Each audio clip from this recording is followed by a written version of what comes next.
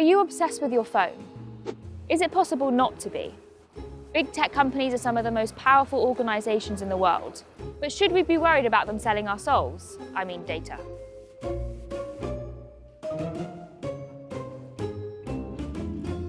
How often do you use your phone?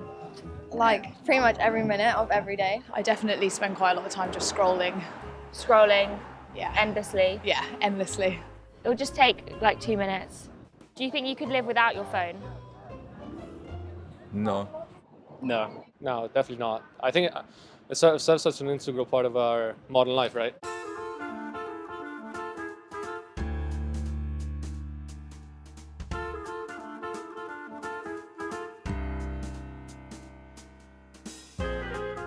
Do you ever think about the data that's being collected by your phone? Yeah, especially like on Instagram, the ads as well. They're so specific to like, if I search anything, the day after it will come up. I know like obviously websites follow you around and things like Facebook and that do. And if Facebook know that I've been to certain places, I'm all right with that because I don't think that's causing me harm. If you want to use a service, you have to give your personal information, but I'm guarded. It's a bit weird when like ads come up and I'm like, obviously been speaking about something, but I don't really get too stressed about that kind of thing.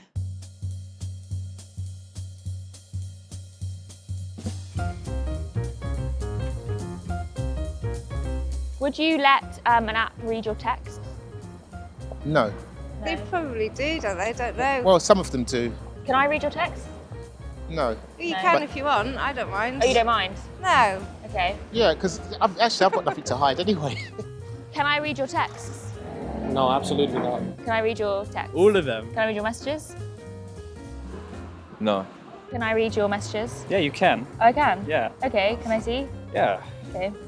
I don't really have very many right now. I'm more of a WhatsApp person, to be honest. I can show you if you want. Yeah? Yeah? Yeah. Can't wait to hear. You got a lot of unread ones. Yeah. What time is the pub booking next at? Yeah. Hello? Yeah. So allow it. Can I read your messages? Can I read your messages? What's your mother's maiden name? Everyone knows our personal information is being collected. But if we want to use our phones, is this just an unavoidable trade-off? And really, what's the problem? Do you value your privacy? Yeah. Would you say you're quite a private person? In some senses, yeah. But I can read your texts. I used to do social media, like a lot, take pictures, everything like that. Oh yeah? And then some guy found me and punched me in the face. What? Yeah.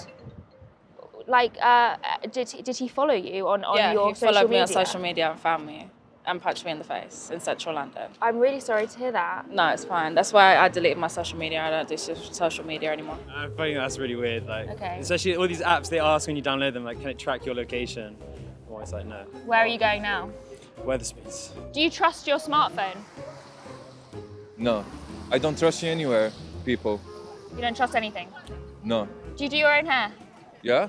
Yeah. Every day. Do you trust your smartphone?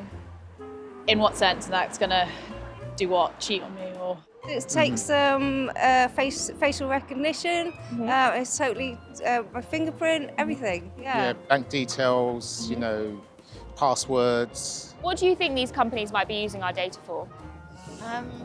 I don't know, they might... Just to gather as much yeah. information as they can about They might each have us in a person. computer, you know, and then they might just like kill us one by one. Do you know what our data is used for? Advertising, sharing information. I think it's like to get more like information on what's like the newest trends or, you know, what people are into, and maybe it's not all bad.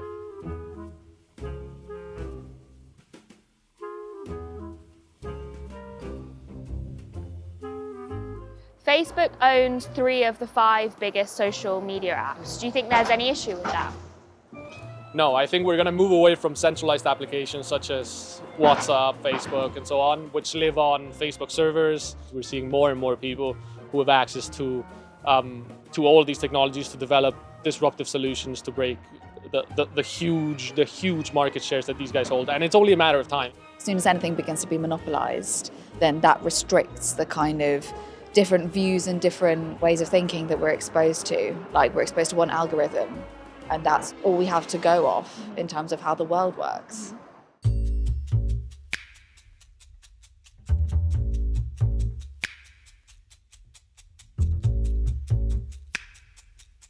Do Do you know what GDPR is? It's like privacy.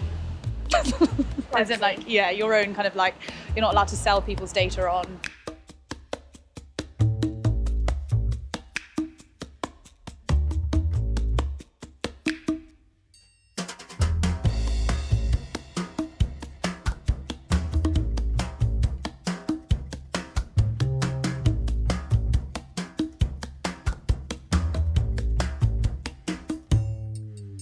Recently, Apple has introduced a new update on it that they ask people about like, do we want our data to be collected or not? That's a good initiative, I say, because we have now an option to at least say something that, no, I don't want my data to be collected by this third-party app, that third-party app.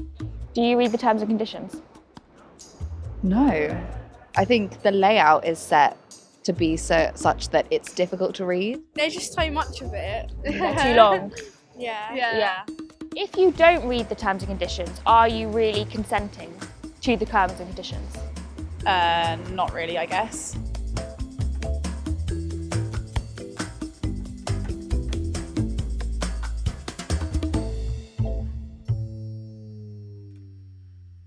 Do you think it's fair to say that these tech companies are able to influence government? I think any industry is able to influence government because at the end of the day, government is providing for the public that they serve. Do you think that tech companies should be allowed access to data from our health services or? Not without consent and knowledge of what's being gathered, no.